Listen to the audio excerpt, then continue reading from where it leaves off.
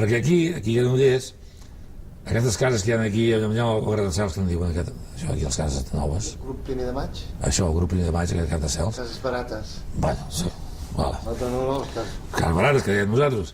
Doncs aquí hi havia poder 8 o 10 pous que xupaven aigua de la riera. O sigui, quan baixava la riera no hi havia problema. Aquí a Granollers tenia aigua tothom. Però quan no baixava la riera hi havia problemes. I no sé, ja me'n recordo l'any, diria mentida, l'any, no sé, els anys 50, 57 o 56 o 55, van trobar un dipòsit d'aigua a Canovelles, al barri d'en Xarlet, si diu parlar del barri d'en Xarlet a Canovelles, van trobar un manantial d'aigua, però una cosa que l'aigua no s'acabava mai. I l'Estavet va comprar els drets d'aquella aigua i es portava aigua de Canovelles aquí, a Roconvert, perquè no hi havia problema d'aigua, però va resultar que allò no era un manantial, era un dipòsit d'aigua. Un dipòsit d'aigua natural, que hi havia milions de litros, però clar, es va esgotar.